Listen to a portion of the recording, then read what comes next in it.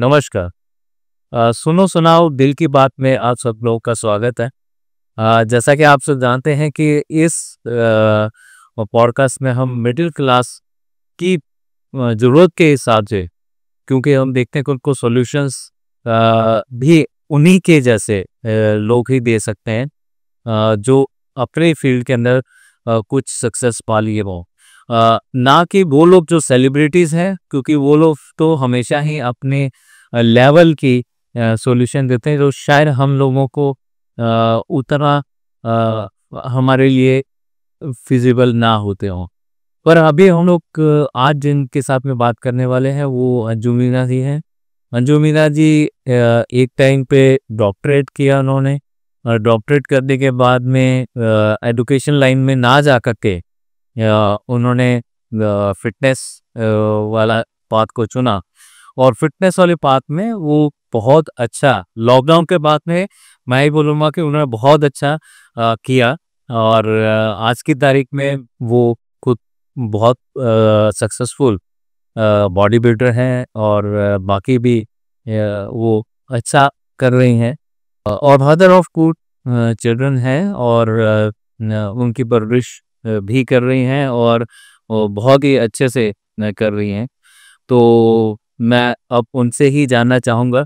नमस्कार जितनी अवधि, मैं आपका स्वागत करता हूँ हमारे इस पॉडकास्ट में सुनो सुनाओ दिल की बात में। और अब मैं आपसे आपके दिल की बात कहना चाहूँगा कि ये आपकी जर्नी जो है, जो आज आप बॉडी बिल्डर रहे हैं, वो कहाँ से शुरू हुई? पहले तो सभी लोगों को मेरा नमस्कार। और मैं सर आपको तो स्पेशली खड़े में भी थैंक यू बोलना चाहूँगी, क्योंकि आप मेरे लिए बहुत बड़े गुरु हैं और एक मुझे नेक्स्ट लेवल की जर्नी में ले रहे यहाँ से, जहाँ से मैं सिंपल एक ह्यूमन बीइंग थी और जो एक नेगेटिविटी की लूप में हमेशा रहती थी, वहाँ से आप मुझे निकाल के और ऐसी एक जर्नी पे लेके आ गए हो कि जहाँ मैंने खुद से खुश रहना सीख लिया है। तो मैं कहूँगी आपने मुझे एक लाइफ टर्निंग वाले जो पाथ था, ट्रू पाथ था हमारा जीवन में, उस पर लेके आए और मुझे तो इसके लिए आपका तो मैं जितना भी शुक्रिया कहूँ कम रहेगा। क्योंकि ज्ञान ज्ञान के बिना आदमी की वो जो कहते हैं ना कि जर्नी प्रोग्रेस भी जा नहीं सकती है, और वो ज्ञान आपने मुझे दिया।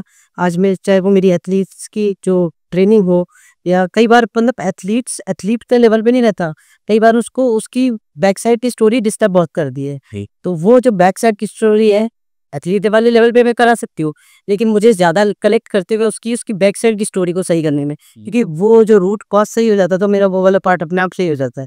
तो कई बार फीमेल्स जो मेरे साथ में हैं, उनका फैमिली इश्यूज इतना हो जाता है, और मुझे पहले से ही पता होता है, जब वो स्टोरी मुझे शुरू में क्रिएट कर रहे होते हैं तभी पता रहता है कि इसका रिजल्ट ये आने वाला है, तो मैं वहीं से उसका सॉल्यूशन पहले से देना शुरू कर देती हूँ। और कहीं कहीं मुझे लगता है कि ये चीज़ें ना हमें थोड़ा सा कूल, काम और एक धैर्यवान भी बनाती है, क्योंकि जब आप बहुत ज़्यादा एंजाइटी डिप्रेशन में रहते हो ना, तो वो चीज़ें आपको डिस्ट्रैक्शन भी बहुत देती है, और वो खिलाड़ी का काम होता है धैर्य से फोकस होके काम करना। और जब डिस्ट्रैक्शन आते हैं तो वो एकदम उत्तेजित हो गया ऐसे कदम उठा जाता है जो गलत हो जाते हैं कई बार।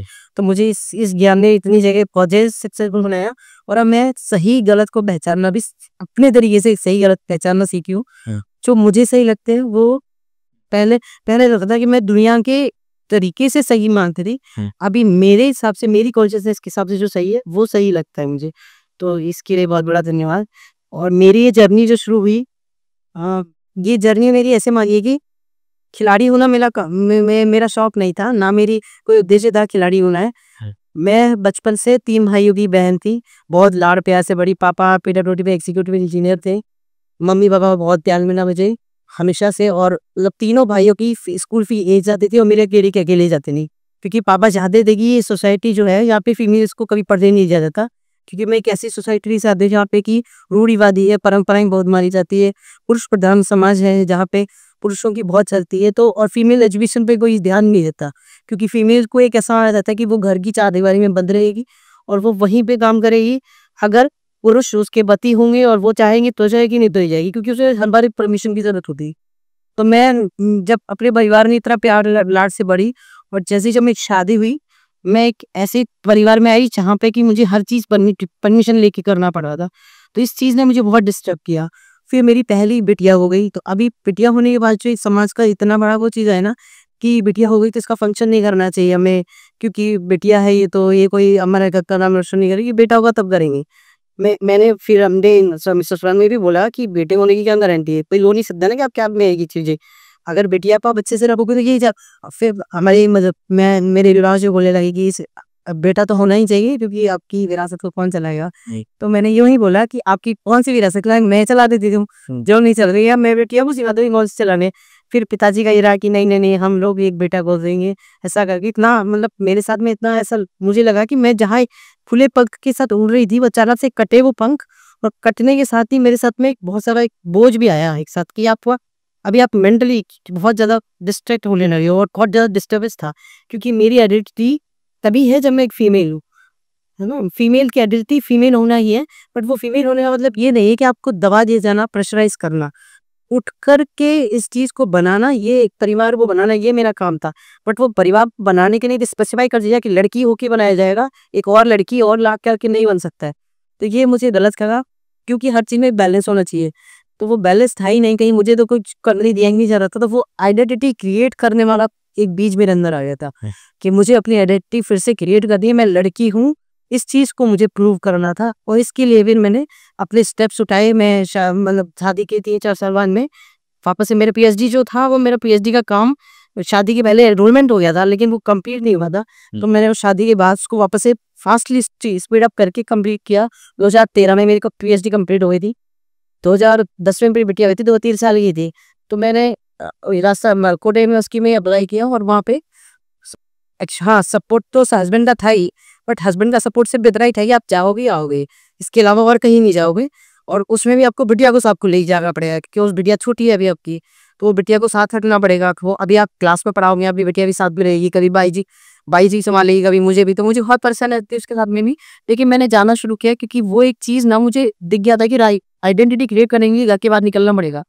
घर के अंदर आपकी आइडेंटिटी कुछ है ही नहीं है, कितने भी काम सुबह से शाम तक करते रहो, उसका कोई प्राइसलेस काम है वो सारे। आप झाड़ू पोछा बर्तन मारनी सारे दिन करते रहोगे तो भी कोई खुशी नहीं आएगी, शाम में आके आपने क्या किया, कुछ नहीं, उसके वो जीरो। इसलिए है ना पूरे सबसे मुझे ये पता था कि मेरी वैल्यू मैं खुद क्रिएट कर सकती हूँ, क्योंकि मैं बनस्थली विद्यापीठ पढ़ गई थी जहाँ पे कि एक फीमेल ओरिएंटेड यूनिवर्सिटी थी जो इंडिया की कहते हैं टॉप मोस्ट यूनिवर्सिटी में आती है, रैंक टाइप 2 या 3 में रहती है। तो वहाँ पे फीमेल को हर चीज से ऊपर करना सिखाते हैं कि आप अपना फिजिकल में भी, मेंटल में भी, सोशल में, एजुकेशन में भी, एंटरप्रेन्योरशिप में भी, हर चीज आप अपर लेवल जैसे वो इसके लिए आपको हर चीज सिखाई जाती है। इवन मैंने घुड़सवारी भी सीखा था अपने टाइम पे। तो हम लोगों ने जो एक कॉन्फिडेंस बिल्ड किया था ना, वो एक छत से जो गिरा था वो, लेकिन वो गिरना देना मेरा काम नहीं था, मैं उसको वापस उठा के लेके आना था। अब लेकिन कई बार क्या होता था, बहुत लोगों के वर्ड्स जो थे मुझे बहुत हर्ट करते थे क्योंकि कभी किसी ने किया ही नहीं था। मैं रही तो अपने घर में रही बहुत प्यार से, 3 भाई 2 छोटे थे, लेकिन उन्होंने हमेशा भी मुझे अपनी छोटी बहन माना था, बहुत प्यार से रखा। शादी हुई तो पापा ने जी भर के जितना दे सकते थे उतना मेरे लिए कि इसको कुछ भी ऐसा परेशान ना होना पड़े, इसके लिए सब कुछ दिया उन्होंने। और फिर जैसे ही एक नए माहौल में जाते हो तो आपका ढल पाना, उसी टाइम पे ऐसी ऐसी चीजें हो जाना कि जो आपको हर्ट करें। और उसी बीच में फिर क्या हुआ कि जैसे अगला बिटिया के बाद नेक्स्ट जब कंसीव किया मैंने, तो वही दिमाग में आने लग गया था, अभी अगर बेटा नहीं हुआ तो क्या होगा, फिर से वही सुनाया जाएगा। मतलब मेंटली वो जो मुझे इस तरह डिस्ट्रैक्ट कर रहा था, साथ में मुझे उसी टाइम पे अस्थमा भी हुआ क्योंकि कोटा जो जगह था वहाँ पे चंबल नदी थी, तो वहाँ पे ह्यूमिडिटी का बहुत माहौल रहता है, तो उससे मुझे अस्थमा वहाँ पे वो होना शुरू हो गया था। मतलब बेटिया की जसवारी शुरू हुआ था लेकिन वो धीरे धीरे बढ़ा, जब ये मेंटल स्ट्रेस आया तब इसकी वजह से और ज्यादा बढ़ने लगा। बीच बीच में मुझे कभी कभी अटैक आ जाती थी उसकी वजह से। और जब प्रेगनेंसी हुई मेरी 2015 में, तो दिसंबर की मंथ में जब हाई पीक पे कोटा में सर्दियाँ थी, उस टाइम पे मेरा मिसकैरेज हो गया। और मिसकैरेज होने के बाद में वो मेंटल स्ट्रेस का जो एक मिसकैरेज था, और हस्बैंड का जो था वो सुबह शाम का जॉब ऐसा था। नहीं, इसमें हम बात करते हैं कि जब भी हम मेंटली स्ट्रेस फॉर्म में होते हैं, बिल्कुल है ना, तो या हम लोग इमोशनल लेवल पे कहीं ना कहीं डिस्टर्ब रहते हैं, तो वहाँ पर फिजिकल जो हमको इलनेसेस हैं वो भी हमको घेर लेते हैं। तो जैसे कि आप अस्थमा की बात कर रहे हैं, तो वो बिल्कुल एनवायरनमेंट ने तो उसको किया ही होगा, इम्पैक्ट किया होगा, लेकिन उसी के साथ साथ अंदर की जो इम्यून सिस्टम हमारा, जैसे इमोशंस हमारे ज़्यादा बढ़ते हैं वैसे हमारे इमोशंस की वजह से हमारा इम्यून सिस्टम डाउन हो जाता है। और उसी की वजह से अगर हम बात करते हैं तो अगेन मिसकैरेज की जहाँ तक आपने बात बताई, वो भी एक डर की वजह से या उसका होना कि वो सेल्फ टॉक आने लगी ना मुझ में कि अब आएगा कि नहीं आएगा, होगी कि नहीं होगी, कर पाएगी कि नहीं कर पाएगी, ये कैसे संभालेगी दो बच्चों को, क्योंकि बिटिया लिए थोड़े दिनों बाद ही हो गया था वो भी। तो ये सब चीज़ें एक साथ, क्योंकि मुझे अब अकेले संभालने थे दोनों बच्चे, क्योंकि अभी तक मैं अकेली गुड़िया संभाली थी, मैं बहुत अच्छे से संभाल पाती थी, लेकिन अभी दूसरा बच्चा जो है उसको आप अकेले संभाल लोगे, हर तरह से संभालोगे, अगर वो गुड़िया हो गई तो उसको भी उतना ही मेंटली सपोर्ट देना पड़ेगा। अभी 2 गुड़ियाओं की माँ को कितना सपोर्ट देना पड़ेगा, ये अंदर पहले से आने लग गया था। तो ये सब चीज़ों ने ना मुझे इतना डिस्टर्ब किया कि वो मिसकैरेज हो गया, 6 मंथ का बेबी मिसकैरेज हुआ, और 6 मंथ का बेबी बहुत बड़ा बेबी होता है। तो उसको जब उसका DHC हुआ तो डॉक्टर्स के साथ में कुछ एक पार्ट उसका अंदर आ गया था बॉडी में, और उसकी वजह से मेरा ब्लीडिंग मेरे को स्टॉप नहीं हुआ। और ऊपर से जब ये सब चीज़ तो हो ही गई है, और ससुराल वालों का मतलब एक और टॉर्चर शुरू हो गया कि बिटिया थी इन्होंने मार दिया होगा।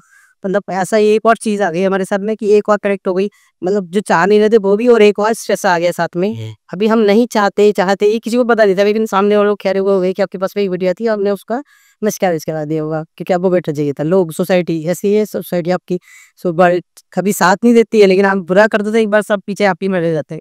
तो यही चीज़ हुआ, यहाँ से फिर मैंने एक स्टेप लिया। समाज कुछ नहीं होता है, ना आपको खाने को देता है, ना कुछ करता है, लेकिन हाँ, अगर आप अच्छा करते तो आपके पीछे आ जाएगा, लेकिन आप ये बुरा कर दिया है तो आपके पीछे नहीं आएगा। तो मैं ये सोच लिया था कि जो कर रहा है आप मेरे लिए करना है, बच्चों के लिए करना है, और अपनी आइडेंटिटी को फिर से क्रिएट करना है। तो ऐसा करके फिर मैं अपनी फिजिकल स्ट्रेंथ को पहले सही करना सोचा कि मैं अपनी अगर फिजिकल को सही करूंगी ना, तभी जाके मेरा मेंटल सही होगा, और मैं इन बच्चों को संभाल पाऊंगी, क्योंकि मेरे में इतनी स्ट्रेंथ नहीं है कि आप बच्चे को गोद में लेके चल सको। तो मैंने एक्सरसाइज करना शुरू किया, क्योंकि डॉक्टर से बोल दिया था बच्चा आपका हार्मोन सारे डिस्बैलेंस हो गए। फीमेल हार्मोन सारे जो होते हैं वो ज्यादातर कनेक्टेड करते हैं आपके इमोशंस के साथ लिए, क्योंकि फीमेल का फीमेल होना ही है। तो अभी वो दया नहीं है आप में, करुणा नहीं है, और आप एक्सेसिव में चले गए हो। जब अगर है और एक्सेसिव है तो दोनों चीजें डिस्टर्ब करती है। अभी मेरे अंदर बहुत ज्यादा रोना, बहुत ज्यादा टेंशन में रहना, बहुत ज्यादा सोते ही रहना तो सोते ही रहना, और या फिर रोना है तो रोना है। और वो रोने से मेरा अस्थमा बिगड़ जाता था बहुत ज्यादा। वो रोने से क्या हुआ कि नेक्स्ट जो बेबी मुझे फिर से कंसीव हुआ 2016 में, वो फिर से उसमें बच्चे में हार्ट बीट गायब हो गए थे। 2 मिसकैरेज एक साथ हुए मेरे, आगे पीछे हुए, मतलब ये मानिए कि आगे पीछे हुए वो दोनों मिसकैरेजेस। यहाँ पे मतलब वहाँ सेल्फ डाउट भी आ गया था, और साथ में इमोशंस जो थे मेरे वो कनेक्ट होते जा रहे थे और ज्यादा, क्योंकि अभी बेबी आने वाला है। ये जो स्टोरीज जो डेवलप कर लेती थी मदर्स, वो एक चीज और कनेक्ट हो गई थी मेरे साथ में। जब मैं डॉक्टर से बाहर खड़ी हूँ, डॉक्टर बार बार बोल रहे हैं कि बेटा इसमें हार्ट बीट नहीं है, पर मुझे वो ट्रस्ट ही नहीं हो रहा कि नहीं हुए। तो मैंने 8 या 9 डॉक्टर्स के पास में यहाँ चक्कर लगाई कि मुझे कोई डॉक्टर तो बोलेगा कि हाँ इसमें, क्योंकि अब वो मेरे जाता ना एक ट्रॉमा जैसा बन गया है। मैं सुनने को ही जा रही हूँ कि नहीं इस बच्चे में हार्ट बीट नहीं है। लास्ट में मेरी मदर आई और उन्होंने मुझे डॉक्टर ले जाके उसका 3 ईयर कंप्लीट कराया। तब मैंने सोच लिया था कि मुझे कोई बेबी भी कुछ नहीं चाहिए, मैं मेरी बिटिया के साथ में बहुत खुश हूँ। और 2017 की बात है, 2017 में हरियाण आप हवा पे भी आते हो। 2017 में मैं बिटिया के साथ में JKK में किड्स के जो कैंप था वहाँ बैठी हुई थी, और जो मंजू मैम है, मंजू मोइल मैम, उनका बेटा भी वहाँ पे आता था। और मैंने उनको बताया अपनी स्टोरी, वो जानती ही थी पहले से मेरी स्टोरी तो, लेकिन मैं जब उनको बताया कि दीदी मैं आप चाहती नहीं हूँ कोई भी कंसीव करना, कि मेरा मेंटल हेल्थ बहुत डिस्टर्ब हो गया। तो उन्होंने वो 1 महीने में मुझे इतना अच्छे से हैंडल किया, उन्होंने इतना अच्छे से पैम्परिंग किया।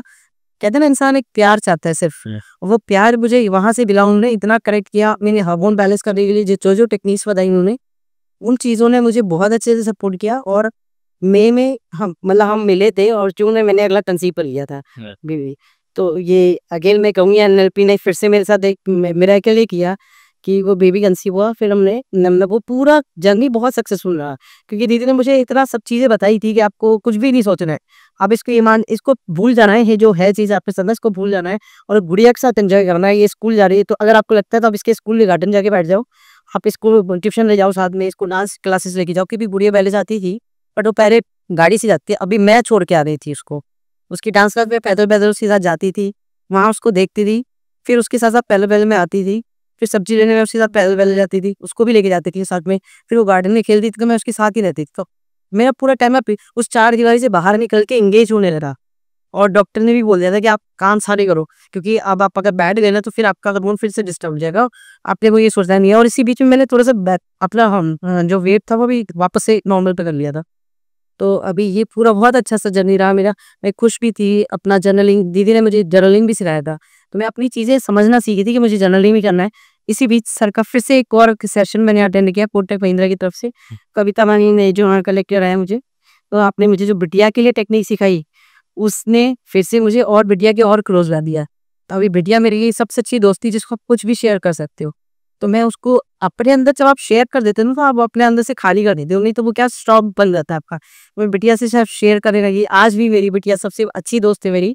तो वो मेरे साथ इतना अच्छे से कनेक्ट हो गई, जैसे मेरा बेटा हुआ तो मेरी बिटिया बेटे की सेकंड मदद थी वो। मतलब मेरा सिजेरियन डिलीवरी हुआ था, डॉक्टर ने बोला भी था कि आप रेस्ट कीजिएगा, लेकिन बिटिया ने इतना अच्छे से संभाला उस बेटे को कि उसने मुझे कभी हाथ भी नहीं लगाया, नहीं मामा आप रखो, इसको मैं रखूंगी, क्योंकि बहुत टाइम बाद आया था तो उसका एक वो कनेक्शन था, क्योंकि उसके बीच में उसने वो 2 ट्रॉमास भी उसने भी झेले, मैंने नहीं, उसने भी झेला कि 2 भाई बहन आने वाले थे और वो अचानक से चले गए कहीं पे, और फिर वो जो छोटा सा फेज बना के जब मैं हाँ बिल्कुल। तो जो एक इमोशन ये हमको कनेक्ट करता है, वो ये एक गुफा की मैं कहूँगा कि इमोशनल समय था, जहाँ आपके बच्ची भी आपके साथ ही स्ट्रगल किया उसने, और बच्ची ने भी वही पेन को झेला जो आपने झेला है, और वो एक बाल मन रहा है। तो बाल मन की उम्मीदें जब इस तरह से शैटर होती हैं, और उसके बाद में जिसका कारण नहीं पता होता, और जिसमें कि उनका कोई हाथ नहीं है वो दुख को पाने का, तो उस दुख के अंदर स्ट्रगल कितनी बड़ी होती है। तो ये रहा, और लेकिन अब एक खुशी आई, और सोसाइटी को बताने के लिए भी एक ये आया कि अभी ये जो कहते थे कि बेटी है, अब बेटा भी हो गया, तो अब तो मेरी पूरी जो फैमिली है वो कंप्लीट हो गई है। तो अब इसमें कहीं पर भी कोई अपने ऊपर तो कोई लांछन अभी किसी तरीके का नहीं है। तो अभी अगर हम बात करें कि आप लोग फिर भी एडुकेटेड थे, आपके हस्बैंड भी डॉक्टर हैं और वो भी एडुकेटेड हैं, आप भी पढ़े लिखे समाज घर से आई हैं और पढ़ी थी हैं, तो आप इस तरीके के फिर भी आपने एक पास सब कुछ झेला। तो तो जो लोग पढ़े लिखे नहीं हैं, जो लोग उस समझ के साथ नहीं आते हैं, उन लोगों के साथ जब ऐसा होता होगा वो उनकी क्या दुर्दशा होगी, ये भी एक सोचने का विषय है। और लेकिन अभी पहले हम बात कर लेते हैं कि आपकी जर्नी के बारे में, वहाँ से आप किस तरह से एथलेटिक की तरफ आई, क्योंकि आपने डॉक्टरेट कर लिया था तो आप टीचर बन सकती थी, आप लेक्चरर बन सकती थी, बट लेक्चरर बनने के बदले आपने इस प्रोफेशन को क्यों चुना, तो इतना एक्सेप्टेबल नहीं है।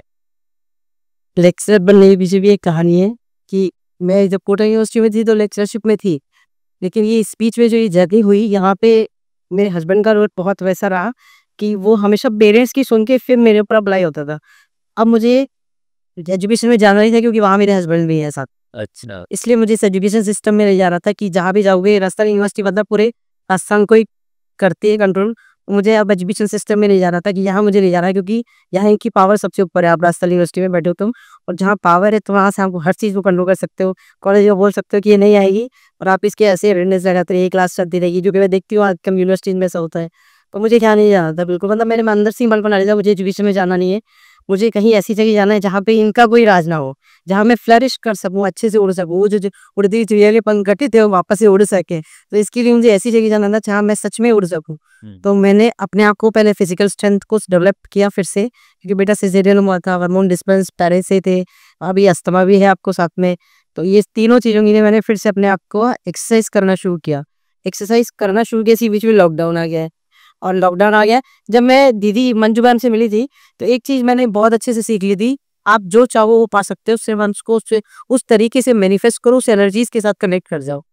मैं मतलब हस्बैंड के ऊपर फाइनेंशियली डिपेंड थी, आप वैसे भी डिपेंडेंट ही हो उनके साथ में, लेकिन अंदर से एक मन था कि मैं एक के साथ डिपेंडेंट भी ना रहूं, मेरा कोई रास्ता बन जाए अपने आप से। इसी बीच में जब मैं अपनी फिजिकल जर्नी को फिजिकल स्ट्रेंथ को, अभी बेटा बहुत छोटा था, मैं जिम में जा नहीं सकती हूँ, घर में ही करती थी अपनी एक्सरसाइज वगैरह जितना भी हो सकता था, बॉडी वेट एक्सरसाइज यूट्यूब से देख के, कुछ चैनल्स जो भी थे उनको देख के करते करते मैं एक दिन ऐसे अच्छा एक ऑनलाइन प्लेटफॉर्म पे गई जहाँ पे मुझे सब चीज़ें, मैं साइंस की मतलब एजुकेशन में थी, साइंस एजुकेशन में, तो हर चीज़ मुझे लॉजिक के साथ चाहिए था, मुझे अगर कोई डाइट भी दे रहा तो उसकी लॉजिक चाहिए, क्यों चाहिए दे रहा है। तो मुझे एक ऐसा प्लेटफॉर्म मिला जहाँ पे मैं विद साइंस एक अच्छे से एक पूरा सब चीज़ मिला। ह्यूमन बॉडी को समझना, फीमेल्स को अलग हार्मोन के अकॉर्डिंगली उनका डाइट बनाना, और डाइट कैसे-कैसे कैलोरीज में कन्वर्ट होगा और कैसे-कैसे जाएगा। तो मैंने वो सब चीज़ें वहाँ से सीख के अपना डाइट बनाना शुरू किया, और अपना डाइट, अपना एक्सरसाइज रूटीन सब कुछ फॉलो करने लगी उसी को देख के। और मेरा वेट अपना 60 मतलब 60 फिर 72 से 759 अपने आप से कर लिया था पूरा, और ज़्यादा टाइम भी नहीं लगाया मैंने, 6 to 7 मंथ्स में कंप्लीट कर लिया था ये सब चीज़ें। इसके बाद में मेरे अंदर जो कॉन्फिडेंस डेवलप हुआ था इसकी वजह से, क्योंकि आपने वो सब चीज़ पाली जो पाली थी। आपके बाद बेटा भी है, कहने को जो एक अच्छी फैमिली में एक अच्छी फीमेल का रोल होता है। आप गाँव जाओ तो एक सम्मान की दृष्टि से देखा जा रहा है कि वो बेटा गोद में आपके, वो कहते हैं एक मेडल की तरह होने लग गया था वो चीज़ें। तो अभी मेरे बस में मतलब कोई बोलने वाला कुछ नहीं था, और परिवार में बहुत प्यार से इन सबके साथ भी हो गया था कि आप बहुत प्यार से रखे जा रहे हो, क्योंकि अब आपके पास बेटा है, आपने बेटा दे दिया उनको एक विरासत के रूप में, आपका लेवल अप कर दिया उन्होंने ये चीज़ें। लेकिन मुझे इसके बैक साइड में पता था कि कहीं ना कहीं अभी भी मेरी अपनी आइडेंटिटी नहीं है, इस बेटे की आइडेंटिटी की वजह से मैं हूँ, और मेरी आइडेंटिटी अपनी नहीं है। तो वहां से कि मेरे अंदर जो कॉन्फिडेंस आया था उसने मुझे आगे आगे स्टेप बाय स्टेप बढ़ाया। और इसी बीच में लॉकडाउन लग गया था। लॉकडाउन के बीच में मैं अपनी फिजिकल स्टेप को बढ़ाते हुए एक ऑनलाइन प्लेटफॉर्म पे ट्रांसफॉर्मेशन चैलेंज चल रहा था, तो मैंने वहां पे जब अप्लाई किया, वो ट्रांसफॉर्मेशन चैलेंज जिद इतनी आ गई उसको करने की कि वो 40,000 लोगों में मैंने इसको टॉप 5 में जीता। और पूरे ऑल ओवर वर्ल्ड से लोग थे वहाँ पे, अच्छा। क्योंकि ऑनलाइन था ना वो जमाना, तो उस टाइम पे ऑनलाइन में सारे ऑल ओवर वर्ल्ड से लोग थे। और वो जब मैंने जीती तो वहां से मुझे स्कॉलरशिप में एक पूरा न्यूट्रिशन का कोर्स, एक स्ट्रेंथ ट्रेनिंग का कोर्स मिला स्कॉलरशिप में। अभी आपको अगर कहीं से करना होता तो एटलीस्ट आपको 1 लाख रुपीज चाहिए था, जो आपको हेमंत से मांगने पड़ते। बट कह रहे जहाँ जहाँ मांगा, यहाँ पर भी एक तरह से हाँ वो इंडिपेंडेंट बनाने के लिए एक रास्ता मिल गया भाई आपको, क्योंकि आपने एक पॉजिटिव इंटेंशन के साथ चीज चाहिए कि अपनी आइडेंटिटी बनानी है, बट मुझे चाहिए कि मैं किसी के पे डिपेंडेंट ना रहूं। तो वो डिपेंडेंट ना रहूं, ऐसा रास्ता अपने आप से ही आ रहा है कि आपने वो जीता। बट मैं एक चीज और फिर कहूंगी कि हमेशा मेहनत के साथ लक आता है, कभी लक अकेला दौड़ के नहीं आता है। और क्या, तो मेहनत तो करनी पड़ेगी। तो मेहनत मैंने किया, बहुत अच्छे से किया, क्योंकि मैं बेटे को जब भी सुलाती थी, कितने बजे सोता था, 12 बजे सोता था, मैं 2 बजे तक मैं कंप्लीट करने सोती थी अपना वर्कआउट। तो मैं डेली अपना वर्कआउट करना, अपना डाइट पूरा सही से कंट्रोल कर लेना, बच्चों के साथ में पूरा एक्टिव थी, बच्चों को पढ़ाना भी है। तो बिटिया मेरी 3rd क्लास में आ गई थी, बिटिया को पढ़ाना, घर पे सारा काम, वो सब तो हो रहे थे। अभी पहले जो सारा काम 24 घंटे होते थे, वही काम सब हो रहे थे, साथ में ये ट्रेनिंग भी हो रही थी। तो ये सब चीजों के लिए टाइम अपने आप सेट हो गई, क्योंकि प्रायोरिटाइज लिया मैंने अपनी हेल्थ को। तो यहाँ पे मैंने अपने हेल्थ को लिया, तो अभी मेरी वजह से पूरे घर की हेल्थ सही हुई है, क्योंकि बर्थडे का मुझे पता था डाइट क्या रहना है। अभी मैं जब कोर्स कर रही तो मुझे पढ़े समझ में आ रहा है छोटे बच्चे का डाइट कैसे बनेगा, बढ़ेगा कैसे बनेगा, स्कूल जाएगा उसके टिफिन में क्या जाएगा। पहले ये था कभी चिप्स दे दिया, कभी नमकीन भेज दिया। अब मुझे पता था इस बच्चे के इसमें स्प्राउट्स भी रहेगी, तो दही भी रहेगा, दूध भी रहेगा, उसको समझा के खिलाना है मुझे। और छोटे वाले बेटे का मुझे बहुत अच्छे से पता था कि इसको क्या क्या चीजें समझा के खिलानी है। तो वो चाहे पालक भी बने तो उसको मटर के खिला देते हैं कि हाँ ये मटर होने मटर की बीस दिया है।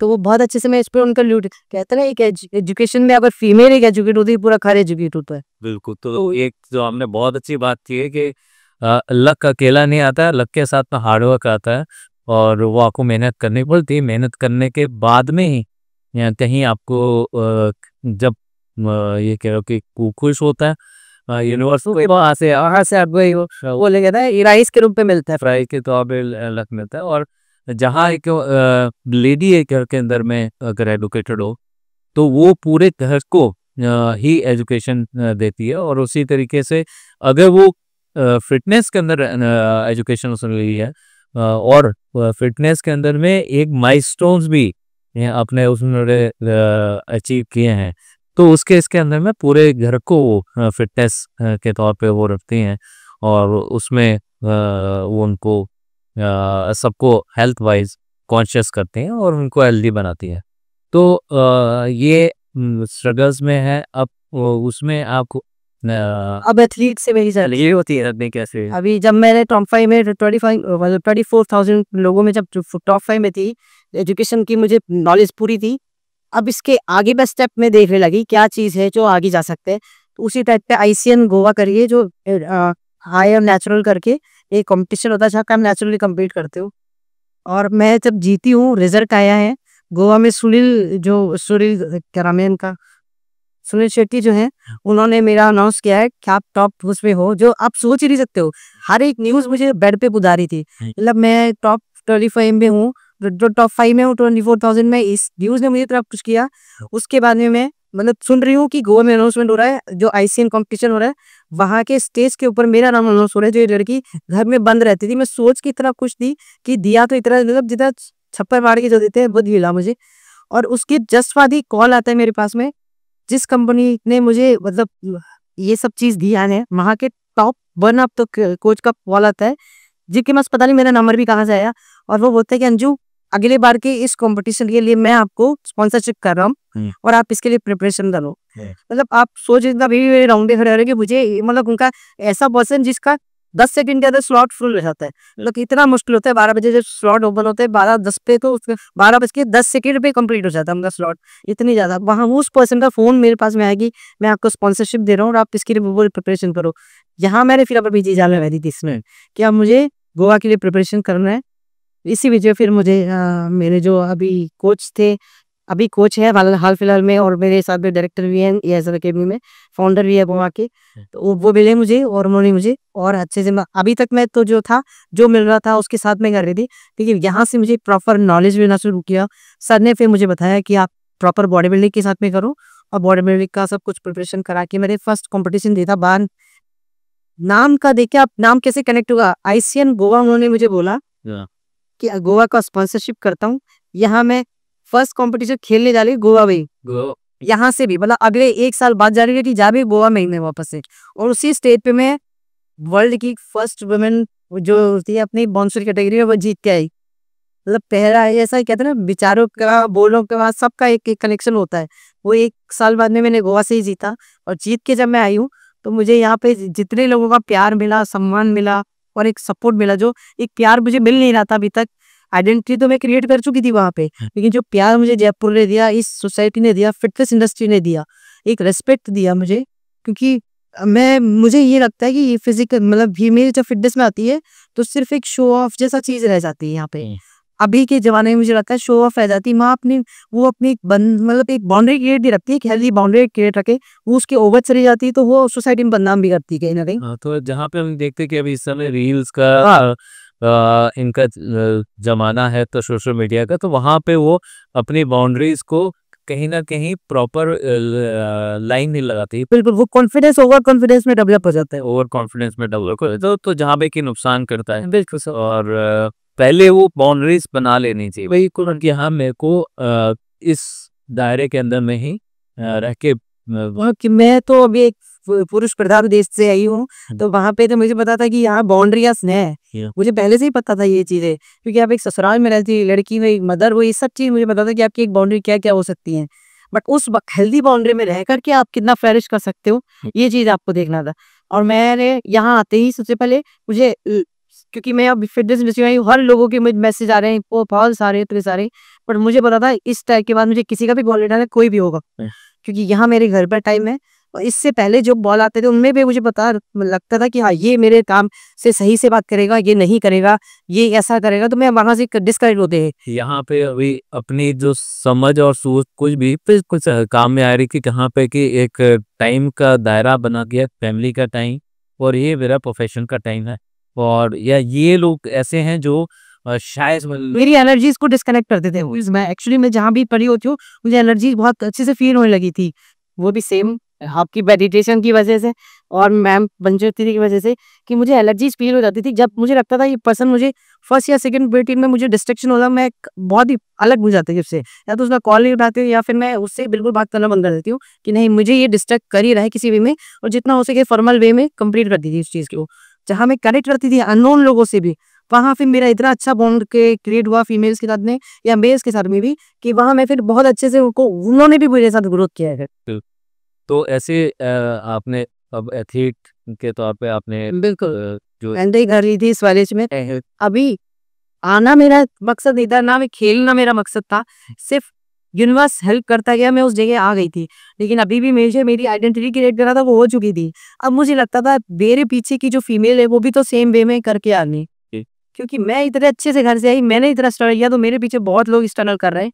यहाँ से मैं मेरे अंदर वो एक फील आ गया था कि मुझे फीमेल को हेल्प करना है, फीमेल किसी भी फील्ड में होगी उसको, मुझे उसका कॉन्फिडेंस ऊपर लेके आना है, वो कैसे भी हो। तो जहाँ बात कर रहे थे कि आप तो फिर भी पढ़ी लिखे दायरे से आ रही हैं और पति भी आपके एक एचबीसी रहे हैं और पेशेंट में है, और इवन आपके भाई वगैरह भी एक अच्छे काम में है। तो इस केस में तो फिर भी आपको इतना ज़्यादा सोसाइटी का आपको बैकलैश झेलना पड़ा।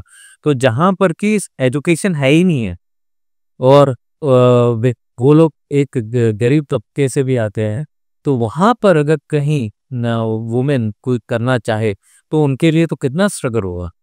तो अभी अगर हम देखते हैं कि आप आदिवासी समाज के लिए जैसे हम देखते हैं कि चाहे गवर्नमेंट कहती है कि हम लोग कर रहे हैं और करते भी होंगे, बट आपकी तरफ से क्या पहल है, आपकी तरफ से सोसाइटी को अब देने का क्या है? मैं अब जो जितना भी काम करती हूँ, मैं बॉडी बिल्डिंग वाला गेम मेरा गेम था ही, वो तो मेरी आइडेंटिटी क्रिएट करना था, उसको मैंने वही स्टॉप कर दिया। अभी मुझे नहीं लगता वो थोड़ा ऑथेंटिक गेम नहीं लगता मुझे, ये शो ऑफ का गेम ज़्यादा है, पर आपको रियल नहीं लगता है। आप फीमेल मेल जैसी लगो तब आप जीतते हो, इसलिए मैंने वो वाला गेम छोड़ा, क्योंकि आप रियल नहीं रहते वहाँ। अभी आप फीमेल की तरह ही है, सारे और इमोशंस हाँ, वो बिल्कुल वो चीज़ रहनी चाहिए आपके अंदर फीमेल की फीमेल रहनी चाहिए, क्योंकि आप जितना मस्कुलिन बन जाते हो तब आप जीते हो। गोल्ड, वो गोल्ड दिखता है, बट आपने अंदर से इतना सब कुछ डिस्टर्ब कर लिया है, क्योंकि या बॉडी बिल्डिंग आपको पानी नहीं छोड़ना पड़ता है, खाना नहीं छोड़ना पड़ता है, आप एक मदर भी हो, टाइम आपका सब कुछ पूरा फिटनेस पे ही जा रहा है, ये बैलेंस नहीं लगता है मुझे। तो मैंने बॉडी बिल्डिंग वाले पार्ट को भी बंद कर दिया पूरा, और मैं फिर से वो एग्जीबिशन में फिर से घुस गई हूँ। अब यहाँ मेरा अपना हो रहा है, मेरा अपना एरिया है, अपना इलाका है, जहाँ पढ़ा सकते हो, जहाँ किसी कोई फाउंडेशन नहीं है। तो यहाँ मैं हूँ अभी, और यहाँ मैं जितना भी हो सकता है मैं फीमेल को हेल्प करती हूँ। और बहुत सारी फीमेल हैं जिनके डिस्टर्ब हो चुके हैं ऑलमोस्ट, उनको सही करना नेचुरल वे में जितना हो सकता है मुझसे। और टचवुड मैं कहूंगी कि जितनी फीमेल ने मुझसे कनेक्ट किया विदाउट फी, मैंने उनको सही करके दिया, जबकि 2-2 3-3 साल से पीरियड्स भी नहीं आए थे, वो ऐसी फीमेल्स को भी मैंने सही किया यहाँ पे।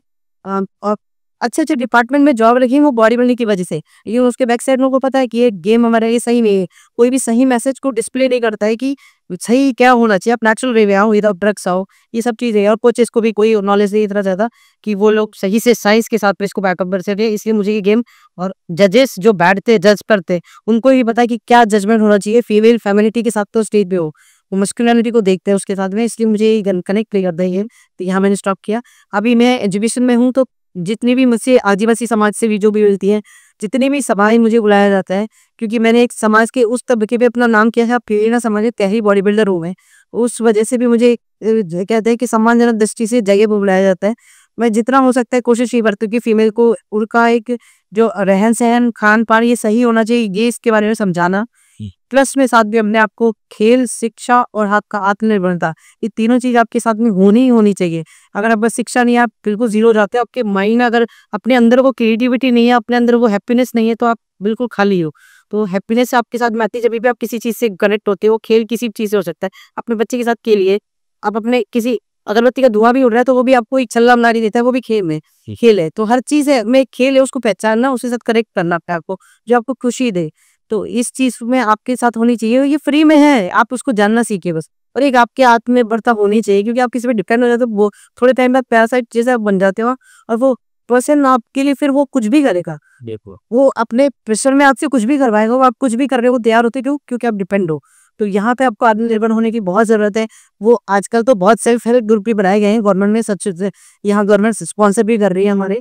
और अब हम लोगों ने मतलब अभी 3-4 कैंप लगा दिए, चाहते हैं हम लोगों को फीमेल जो गांव में झाड़ू भी बनाती है उनका कैंप लगाना, वो छाजले छबड़ी रोटी बनाने वाली, ये सब चीजें, बहुत चीजें थी जिनकी जरूरत लोगों को लगाई थी मार्केट में आनी चाहिए। और गवर्नमेंट इतने सारे वो लोग अपॉर्चुनिटीज नहीं क्रिएट करते थे कि वो वहां से दिल्ली के मार्केट जाए। आजकल शिल्प ग्राम वगैरह लगने लगे हैं, तो लोगों का सामान गांव से बाहर आने लगा, और हम जैसे लोग जो है वो एजुकेट करने लगे, तभी फीमेल ऐसे जो जितने भी बाल मेला वगैरह ये जो मेला लगते हैं इन सब में आने लगी और अपने प्रोडक्ट बेचने लगी। बहुत खुशी होती है हमें कि चाहे वो आज गांव से उठ करके यहाँ की बाई जी बनी है, लेकिन वो आत्मनिर्भर तो है, उसे 2 पैसे कमाने के लिए उस वो जो दारू पिया हुआ पति होता है उसके ऊपर डिपेंड नहीं रहना पड़ता।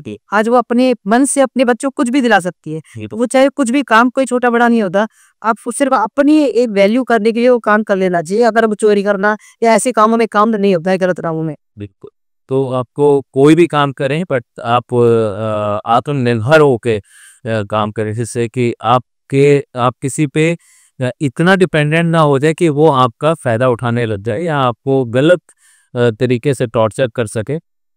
इसके साथ मैं और एक चीज़ देख रहा था मैं, आपको एक और कुरीति जो समाज में है वो किसी के शोक सभा के अंदर में लोग बहुत बड़ा खर्चा करते हैं और उसमें कई बार समाज एक इतनी ज़्यादा आप पे प्रेशर होता है कि आपको एक लिमिट से ज़्यादा अपने घर बार को भी दांव पे लगा के आपको करना पड़ता है। तो इसमें भी कहीं आप हेल्प कर रहे हैं, कुछ कर रही हैं? मैं अभी जो है आदिवासी मेरा सभा संघ की यहाँ भी कहूँगी, यूनिवर्सिटी ने मुझे फिर से गाइड किया। मैंने जब मैंने यूनिवर्सिटी से किया था कि मैं फीमेल को किसी भी तरह से हेल्प कर पाऊँ। 2 तरीके से अगर एटलीस्ट आपका विजुअलाइजेशन टेक्निक मुझे काम आया बहुत ज़्यादा। इससे तो मुझे हर जगह काम किया है। मैं जितने भी गोल्ड मेडल जीते हैं, मैं रात में जो लिख के गई हूँ वही सुबह वैसा का वैसा वही मेडल कोई चीज़ मुझे मिली है। इवन तो लास्ट जो गेम मैंने अवसर में जीता था, मैं सर का जो लिख के गई थी कि इनको एक गोल्ड एक सिल्वर मेडल मिलेगा, मुझे गोल्ड मेडल मिलेगा, वो सब चीज़ एज़ इट इज़ हुई थी। तो मैं सच में कहूँगी विजुअलाइजेशन टेक्निक बहुत हेल्प करती है आपको, अगर आप सही में कनेक्ट होते हो उस एनर्जी के साथ में और खुद पे ट्रस्ट रखते हैं। क्योंकि आप अपने ऊपर ट्रस्ट होना, डाउट अगर आपको है तो वो वैसा ही डाउट वरना आपका रिजल्ट आएगा। तो आपको खुद पे ट्रस्ट होना बहुत ज़रूरी है। खुद पे ट्रस्ट रख के और उसके साथ साथ मेहनत करें तो आपको वो चीज़ कोई आपसे छीन ही नहीं सकता है। वो चीज़ मुझे मिली, जो जो मैंने चाहा वो सब सारे मेडल मेरे में 18-19 गेम जीते, सब कुछ मैंने ले लिया था इसके बाद में। और अभी जैसे मैं इस फील्ड में आई हूँ तो वो भी आपकी एक टेक्निक सही हूँ कि मुझे चाहिए था कि मैं जान लोगों को बिल्कुल। आपके साथ एक बात पाती थी वाली कि 1000 फीमेल मेरे सामने हो तब मैं उन लोगों को इनवाइट करूँ और उन लोगों के साथ में कनेक्ट कर पाऊँ। ऐसा एक वो देखना मेरे लिए विजुअलाइज करना, और वो सीन था अभी लास्ट ही दिसंबर में 22 फरवरी का दिन, जब मेरे सामने 1000 फीमेल की और मैं स्टेज में थी। मतलब आदमी अभी फिर से रोंगटे खड़े हुए मेरे कि मैं मतलब सच में सर को ही बता दी मैं कि मैंने एक दिन ही सपना देखा था और आज फीमेल की इतनी, और हमने इसकी जम के बहुत मेहनत करी। हमने पूरे राजस्थान के जितने भी गांव थे उनमें जाकर के लोगों को निमंत्रण दिया कि फीमेल आए, क्योंकि उनके लिए फीमेल प्लेटफॉर्म तैयार किया गया है। अभी तक सिर्फ पुरुषों की जो पंचायत समिति थी वहाँ पुरुष निर्णय लेते थे, अब हमने प्लेटफॉर्म तैयार किया है जहाँ फीमेल की पंचायत होगी, फीमेल की हर एक चीज़ सुनी जाएगी और उस चीज़ को गवर्नमेंट तक पहुँचाने का काम हम करेंगे। तो आप प्लीज़ आए ज़रूर, अपनी बात अपने हम तक नहीं पहुँचाई तो हम आगे नहीं ले जा पाएंगे। और मैं उन पुरुषों को भी धन्यवाद दूंगी जो उन फीमेल को लेके आए यहाँ पे, क्योंकि कहीं ना कहीं उनका सपोर्ट बहुत जरूरी था। चाहे वो दिख नहीं रहा था, वहाँ ग्राउंड में नहीं दिखता था, बट बैक साइड जितनी गाड़ियाँ पड़ी थी उनमें सारे ड्राइवर उनके हस्बैंड थे। तो मैं सच में कहूंगी कि उन पुरुषों का भी बहुत धन्यवाद। और हम लोगों ने जब लोगों के साथ दो नियम कानून बनाए, क्योंकि अभी तक जो था नियम कानून जो थे वो जो लोग पढ़ गए या जो लोग बहुत ऊपर चले गए उन्होंने अति की, तो वो वजह से, और कुछ लोग जो बहुत नीचे रह गए वो बहुत तम गए। तो ये दोनों को बैलेंस में लाने के लिए हमने फिर से एक नियम कानून बनाए, उनमें 9 चीजें रखी हमने कि आप अपने दहेज प्रथा को बंद करेंगे, जितना हो अपनी बेटी को दीजिए, आप जितना एजुकेशन में लगाइए उसके, आप शो ऑफ ना कीजिए, और जो 500 की बारात आती है वो खाना खा के 2 मिनट में चली जाती है, उसका बर्बादी जो है उसको बंद कीजिए। शादी में जो 2 पक्ष जो गार्डन अलग अलग बुक करते हैं उनका एक जगह करके एक ही जगह बुक करके एक ही दिन में खत्म कीजिए सारा काम, क्योंकि आपका खाना भी शेयर होगा, इसमें सब चीजें होंगी। साथ में जो भी हमारे यहाँ पे बर्थडे होते हैं, ये सब में जो एक्स्ट्रा खर्चा होता है, किसी का बच्चा हो गया, बर्थ फ्लेज हो गए, ये सारे बंद कर दिए हुए हैं। अगर किसी बच्चे की शादी होती है और जहाँ से मतलब जिस किसी लड़की की शादी है और उसके ससुराल से जो कपड़े आएंगे सिर्फ वही जोड़ी कपड़ा ही आएगा, अब पूरे खानदान का कपड़ा नहीं आएगा, क्योंकि इसका कुछ सारा वेस्टेज है, सारा संबंधी का वेस्टेज है। बजाय इसके कोई उस गांव की शिक्षा में, उस गांव के हॉस्पिटल में, क्योंकि गांव में क्लिनिक्स नहीं है, बहुत छोटे छोटे जो औला साहब वो डॉक्टर्स घूमते हैं, इसकी बजाय ऐसे कुछ काम किए जाए जहाँ की आप सच में अपने गाँव का विकास कर सके। बहुत जो बड़े लिखे लोग गाँव से बाहर आ गए, लेकिन जो उनके माँ बाप है वो वहीं रहते हैं, उन माँ बापों के लिए कुछ भी एक जगह नहीं है जहाँ पे वो बैठ सके या कहीं गाँव में सभा हो सके, तो वो सभा होने का ग्रूम नहीं है। तो ये सब करके हमने सारे कानून बनाए। और बहुत अच्छी बात यह है कि आदिवासी समाज के ऊपर न्यायालय कुछ नहीं करता है, उनकी अपनी पंचायत ही काम करती है। आज भी वो पंचायत काम करती है, यहाँ पे रूल कानून बनते हैं और उसको सर्वमान्य होते हैं। उसके लिए ट्राइबल्स के लिए साथ में है रूल की आपका ट्राइबल्स की अपनी पंचायत होगी, उसके ऊपर कोई नहीं होता है। तो हमारे जो रूल बनाए हमने वो मतलब उन पे ठप्पा लगाया, हमने लोगों की परमिशन लेके, यदि फीमेल थी उनसे पूछ के हमने हाँ करवाया कि आप इस सब बात से सहमत है, उन्होंने सहमति दिया, तब हमने उसको गवर्नमेंट तक पहुंचा दिया सब जगह। और आप वो सारे कार्यक्रम हम आप साथ साथ में कर भी रहे हैं। कई जगह हम जैसे मृत्यु भोज पहले होता था, मृत्यु भोज में जब 12 होता था तो खाना किया जाता था, पूरे 7-8 गाँव का खाना किया जाता था, और लोग बाग भी इतना मतलब इतना उम्र के सच धस के आते थे जैसे कोई बड़ा सुख का काम हो। बजाय इसके उस पैसे को उन माँ बाप की थोड़ी छोटी संतरी बना के कोई हॉस्पिटल में लगा दी जाए, एक हॉस्पिटल बना दो, चेयर लगा दो, एजुकेशन दे दो। बहुत सारी फीमेल बच्चियां पढ़ ही पाती है, उनके माँ बाप नहीं है, उनको गोद ले लो। उनको बच्चों का एजुकेशन उठाओ। आप और कुछ नहीं कर सकते तो किसी और जगह जाकर के एनजीओ वगैरह जो है खोल के गाँव में खोल लो, प्लांटिंग कर लो, कुछ और कर लो। कि इस बात की जो गर्मी देखी थी हमने वैसी थी वहाँ जना देने वाली। तो गाँव से भी प्लांटिंग खत्म हो रही है धीरे धीरे, तो वो वापस से शुरू करो। कम से कम आप जड़ जमीन से जुड़े हुए लोग हो आदिवासी, तो कम से कम प्लांटिंग को ही शुरू करो और कुछ नहीं कर सकते। तो ये सब करके हमने ये ऐसे निर्णय लिए और उनके साथ में हमने लोगों को करेक्ट किया है। अभी कहीं होता है तो हम, क्योंकि हमारे साथ गवर्नमेंट सपोर्ट में है, क्योंकि हमने एक लीगल ग्रुप में आए हैं गवर्नमेंट के साथ में पेयर होकर के, तो लाइसेंसिंग है हमारे पास में। तो इसलिए जब भी कहीं मृत्यु भोज होता है तो गवर्नमेंट हमारे साथ में पुलिस भेजती है, हम वहाँ जाके बंद करवाते हैं। तो अब लोगों में डर आने लगा इसके लिए, लोग डर की वजह से करते नहीं है। और जो भी हमें बताता है, मतलब जो एजुकेटेड फीमेल जो फैमिलीज हैं वो तो हमें सपोर्ट भी करने लगी है कि सोसाइटी की वजह से करना पड़ रहा है, तो हमें कॉल करते हैं कि हमें सोसाइटी की वजह से करना पड़ेगा, आप आइए हमें सपोर्ट कीजिए। तो हम वहाँ जाते हैं और वहाँ पे हमारे साथ एक फोर्स भी रहती है, पूरा प्रोटेक्शन, पूरा एसडीएम वगैरह वहाँ के जो भी रहते हैं, विकास अधिकारी वो सब रहते हैं। तो उनके साथ में उनको समझाया जाता है, करे तो समझाया जाता है, और फिर नहीं मानते तो कोर्सफुली उसे कराया जाता है। बट हाँ, बंद किया है, अब ये पूरा कंप्लीट बंद हो गया है। फिर उसके बाद एक अश्लीलता जो यही है, अभी हमारे समाज में बहुत ही ज्यादा है ये रील बनाने का। पहले ऐसा था कि जो गाने थोड़े बहुत थे वो शादी ब्याह में चलते थे मजाक के तौर पे। अभी जो ऊपर आ गया और ये हमारे समाज को बदनाम कर रहा है कि अश्लीलता बहुत ज्यादा, मतलब आजादी बहुत ज्यादा भी बेकार लगती है, और वो बहुत ज्यादा खा जाती है लड़कियों के साथ में। मतलब लड़कियां गलत कर रही हैं और गलत हो भी रहा है उनके साथ में, ससुराल से छोड़ दिया जा रहा है उनको, ये सब चीजें फैमिली ब्रेकडाउन हो रहा है क्योंकि लड़कियां इतना ज्यादा कुछ करने लगी, शो ऑफ वगैरह। तो वहां पे हमने फिर से एक रूल बनाया है, एक मुहिम चलाई कि अश्लीलता के खिलाफ बिना समझ करके हैशटैग दिया उसे। और यहाँ पे हम लोग सबको एक पॉजिटिव मैसेज देना चाहते हैं कि फीमेल को अपनी बाउंड्री क्रिएट ना करने दे, ना कि उसको पैसा कमाने के जरिए समझ के हस्बैंड भी उसको सपोर्ट करने लगते हैं, इससे पूरी सोसाइटी खराब होती है। तो हमने ये चीज भी कंप्लीट करी है। बहुत ही अच्छी लगी मुझे ये चीज कि अब हाँ, सोसाइटी में एक लेवल पे बैलेंस आने लगा है। जो चीज ऊपर गई थी वो वापस से बैलेंस में आके नीचे आने लगी। तो और ये एक आपका जो योगदान है वो सोसाइटी के प्रति, वो भी एक कंपनी और आने है। जहाँ मैं स्ट्रगल करके आई थी वो फिर से मैं एक हेल्दी सपोर्ट के साथ बढ़ रही हूँ आगे। आज मेरे साथ जितनी भी फीमेल जो मेरे साथ में है, हम आदि, मुझे इतना अच्छा लगता है कि जो सोसाइटी मेरे अगेंस्ट थी आज मुझे सपोर्ट करने के लिए खड़ी है, वो सारी फीमेल्स है। और मैंने अपनी बाउंड्री हमेशा क्रिएट करके रखी थी हेल्दी। तो मुझे कोई बॉडी बिल्डिंग के लिए, बॉडी बिल्डिंग फील्ड में भी नहीं, बॉडी बिल्डिंग फील्ड के बाहर भी नहीं, कभी किसी ने कुछ नहीं बोला गलत। क्योंकि आपको एक अपना एक रूटीन पता होना चाहिए कि यहाँ के बाहर मुझे जाने से पहले सोचना चाहिए कि आपको जाना भी चाहिए कि नहीं जाना चाहिए। अगर जाना चाहिए तो उसका एक हेल्दी रीजन होना चाहिए, अदरवाइज नहीं जाना चाहिए। तो वो इसके लिए मुझे इस फिटनेस फील्ड में भी और अपने सोसाइटी फील्ड में बहुत सम्मान के साथ देखा जाता है, और लोगों का सपोर्ट भी है, यूनिवर्स की एलर्जी भी है मेरे साथ में। हर बार मेरे साथ एक इतना अच्छा प्लेटफॉर्म चल रहा है। अभी कल परसों में नीम तकाना जा रहा है, वहाँ पे भी हमें इससे भी मृत्यु भोज का वो बंद करवाने का वो है, वो भी है। प्लस में हम एक एनजीओ भी खोला है यहाँ पे जामनोली में, अपना घर रख के, जहाँ पे जितनी भी फीमेल्स जो हमें बाहर मिलती है, अनाथ मिलती है, बस जो पेरेंट्स को छोड़ गए हैं या कोई ऐसी ही गिरी हुई है, उन सबको ले जा करके हम लोग वहाँ पे उनके साथ सेलिब्रेशन करते हैं और वो कंप्लीट हुआ, फीमेल को रखा जाता है। तो फिर एक और प्लेटफॉर्म मिल गया मुझे फीमेल को सपोर्ट करने का। तो मैं जब भी कुछ होता है तो मैं अपना पार्टिसिपेशन उनको जरूर देती हूँ। अभी जैसे 11,000 दिया, 15,000 दिया, जो भी होता है मेरा वो कनेक्ट करती हूँ मैं सब।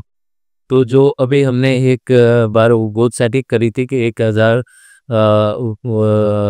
लड़कियों को या औरतों को सपोर्ट करना है, उनके लाइफ की जर्नी जिसमें आत्मनिर्भर हो जाए वो उसमें हम उनका सपोर्ट कर सकें, आप उनका सपोर्ट कर सकें।